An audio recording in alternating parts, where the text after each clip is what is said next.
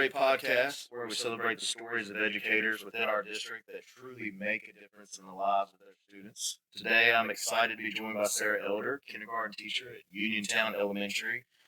She's been making a meaningful impact in the lives of students for years here, and we can't wait to hear her story. So, Sara, thanks for joining us. Can you tell me a little bit about yourself and what inspires you to be a teacher? Well, I'm married to my husband Jared, and we have two daughters.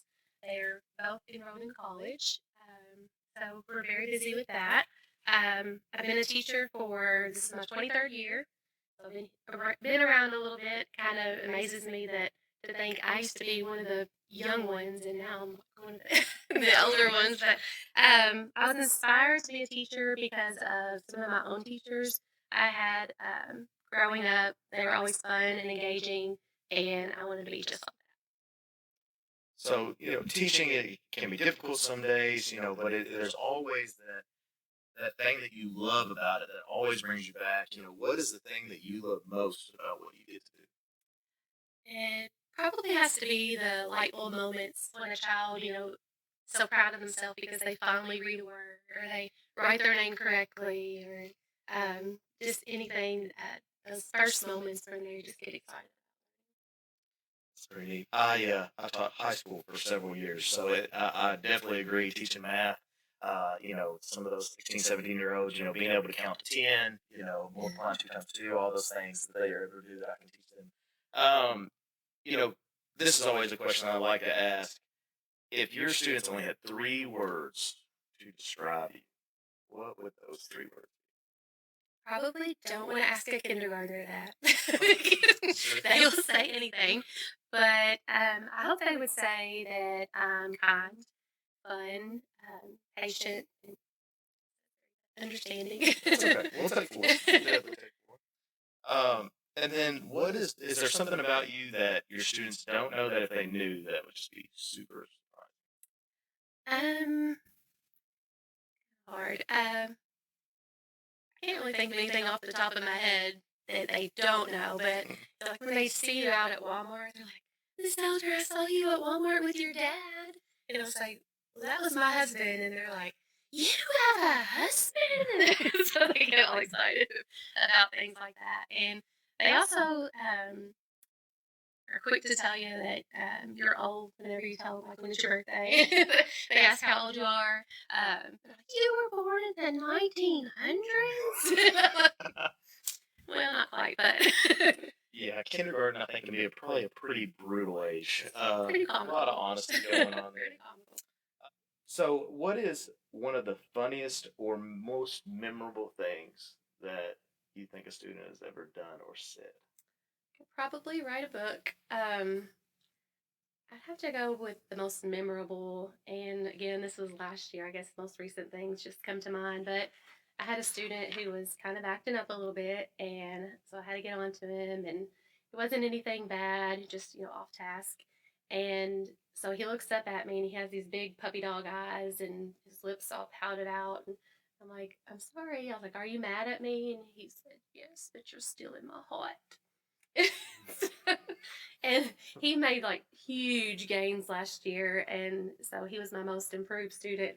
So at the end of the year, we have a program, and I told him that told that story, and told him that he was always in my heart too. Sweet. So, as a teacher, there's a lot of challenges that teachers have to overcome. And I know you've been doing this for a while. Not saying that you're old.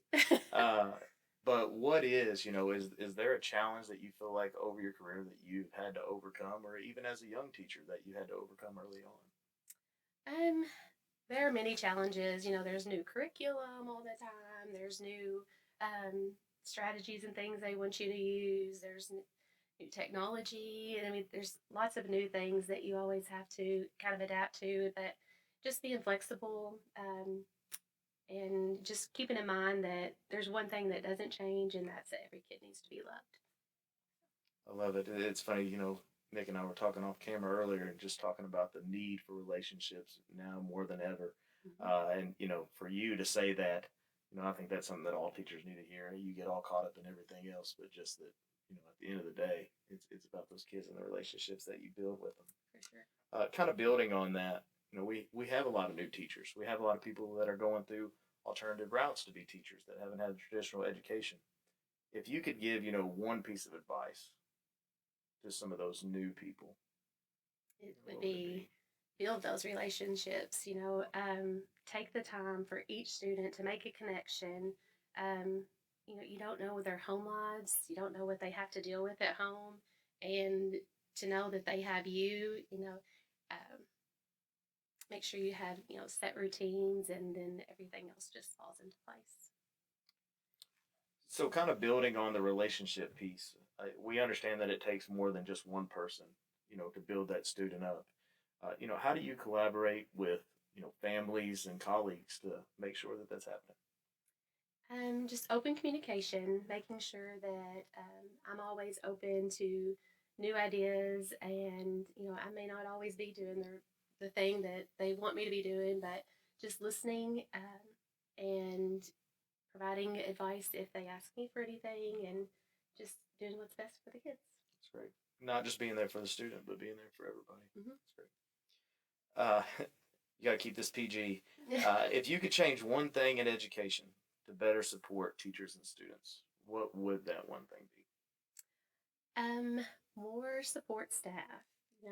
Smaller class sizes. I'm fortunate this year my class is pretty small, but that's not every year. And just having more staff and just one-on-one to help the students.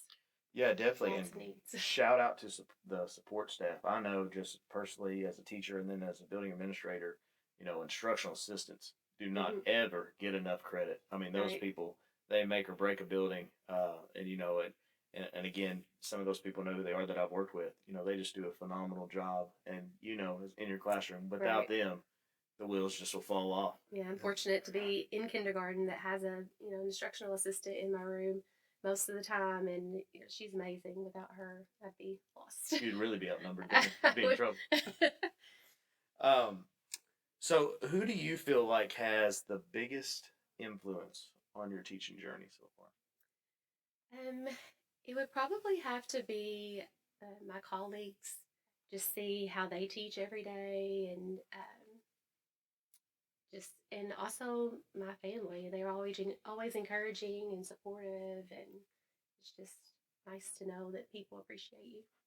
Is there anybody early in your career that you can think of that you were just like, this person gave me that, that bump to know that I'm Um, in the right place and I'm doing the right things? Probably Miss Daniel. She was.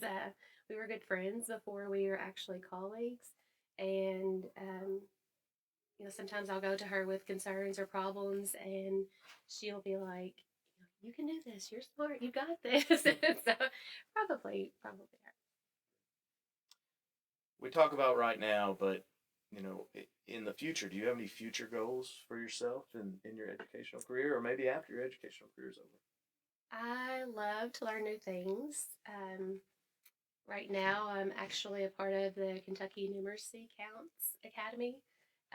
It's like a math, learning new math skills and strategies.